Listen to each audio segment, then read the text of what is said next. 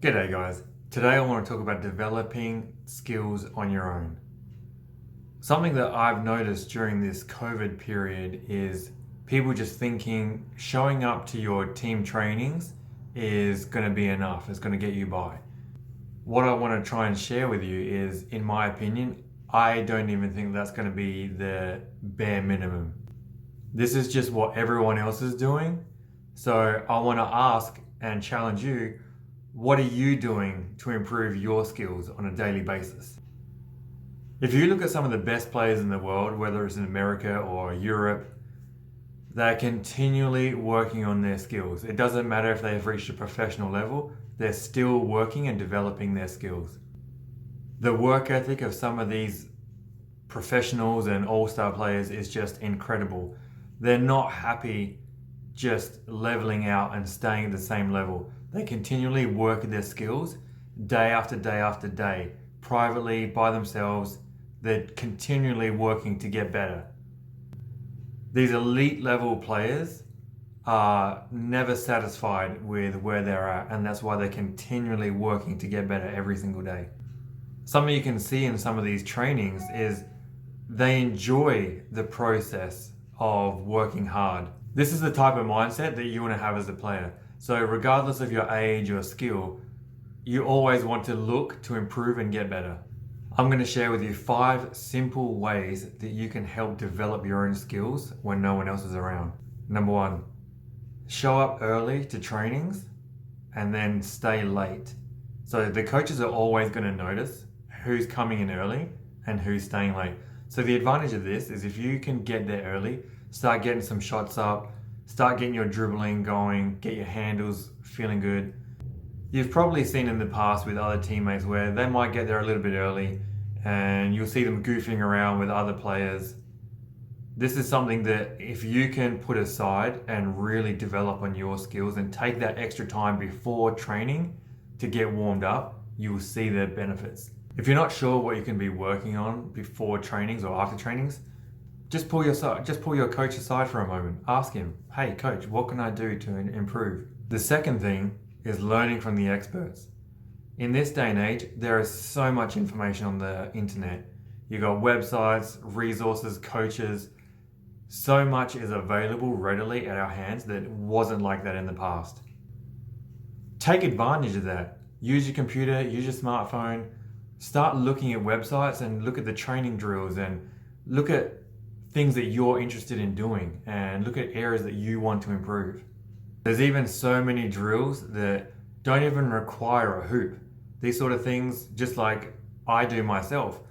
All you need is just a flat, hard surface and you can work on your ball handling skills.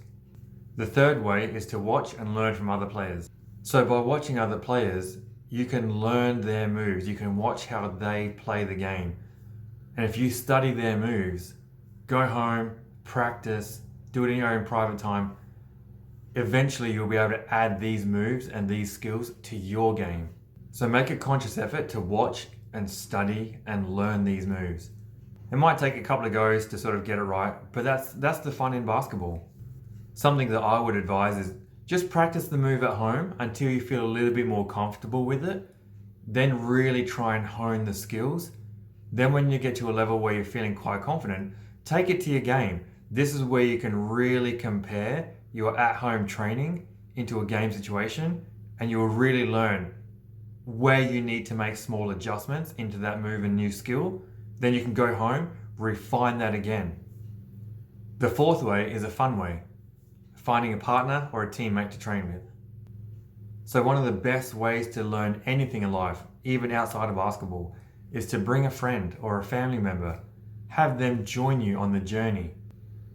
This way you guys can share ideas, you can challenge each other, you can hold each other accountable. So go out there, grab a teammate, grab a friend, start planning something, grab a ball and head out and start practicing. Also, if you have someone that you can train with, it gives you such a wider range of skills and drills that you can work on. For example, you can do a shooting drill and you can have a rebounder. And I know it's so much better to have a rebounder and it saves you so much time because you don't have to go and chase down those loose balls. So before I get on to the next skill, if you're enjoying what you're hearing, just subscribe, hit the bell so you get all the notifications when a new video comes out. Anyway, on to the next skill. So number 5 is to be specific with your trainings. Just going to practice isn't really going to be enough. If you have something in your game that you need to work on, develop a little game plan. And say by the end of summer, you wanted to have a stronger left hand. That's something that I wanted to work on when I was younger. Having a good game plan is going to be more measurable. So if you know at the beginning of summer, your weak hand is at a certain level, and you know you want to work on your left hand, you can easily gauge by the end of summer how well you've improved on your weak hand. If you're not sure of what you want to work on, you could again ask your coaches. You could have a look at websites, all these different resources to get some information. I think one of the biggest things is if you look at your own game and look at where you want to improve, and maybe just pick one thing that you want to work on for a few months. Really hone that skill and get really good at that skill.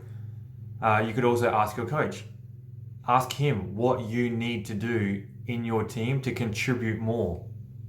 I'm sure they'll be able to tell you ways and things that you can improve in your game. So just be specific on what you want to work on. It could be a certain shot. It could be a certain move. It could be developing your crossover.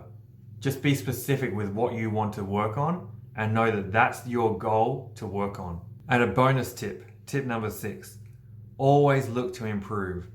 As I mentioned earlier, you got some of the best players in the world who constantly develop their game. And you might see at the end of one season, they weren't so good at one thing. You'll see they spend the off season developing that skill or that move. And then when the next season starts, all of a sudden you see them so much better at a certain skill or a certain move. So always try and look to improve. It doesn't matter what level you are, always look to improve. So there's just a couple of tips that I have on how you can work at developing your skills at home by yourself. Hey guys, just before I go, I wanted to let you know I've been working on another video where I give you 5 drills that will really help develop your weak hand. So keep an eye out for that. If you found these tips helpful, comment below and let me know what you're going to be working on. And remember, perfect practice makes perfect.